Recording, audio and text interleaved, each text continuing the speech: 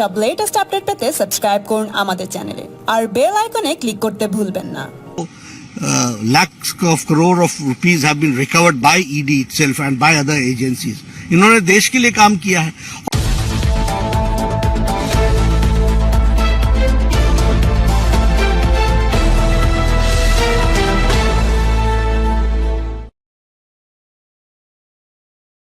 सत्याग्रह नहीं है, ये असत्य के लिए आग्रह है। और सच बात तो यह है कि सत्य को ग्रहण लगाने की कोशिश है। यह विषय जो उठा रहे हैं कांग्रेस पार्टी वाले, ये न देश के लिए है आवश्यक, न ही पार्टी के लिए।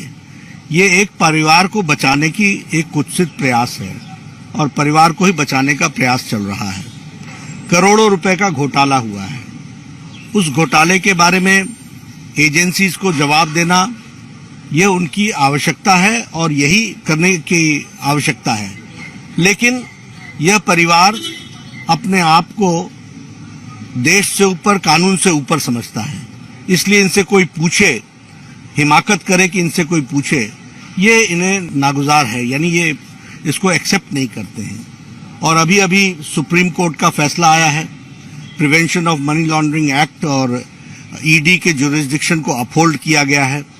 कानून अपना काम कर रहा है और कानून के सामने विषयों को रखना ये किसी भी व्यक्ति का अधिकार भी है और यही आवश्यक है। लेकिन कांग्रेस पार्टी और जिस तरीके से एक परिवार को कानून से ऊपर समझने के जो कुत्सित प्रयास है, यह इस देश में चलने वाला नहीं। देश कानून से चलता है, देश नियमों से चलता है और नियम सबके लिए बराबर है और नियम का, कानून का जवाब देना ये सबकी जिम्मेवारी है। मुझे लगता है कि कांग्रेस पार्टी और ये परिवार, इनको नियम के अनुसार चलना चाहिए और कानून का जवाब देना चाहिए। कानून में सारे प्रावधान हैं। So the Congress party is taking to the streets basically protesting against Sonia Gandhi and saying that your government is misusing agencies. No, how we have been misusing the agencies? You know how ED has been working and how lakhs of crore of rupees have been recovered by ED itself and by other agencies.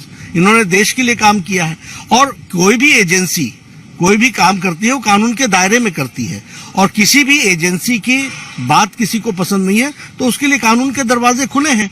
One should take the legal course of action.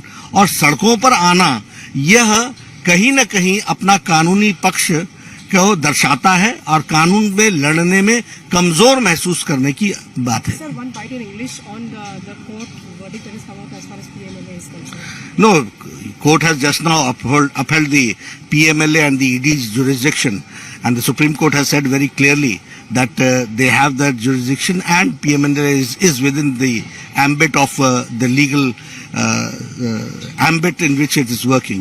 It has been upheld by Supreme Court and we should respect the Constitution, we should respect the law and we should respect the law of the land.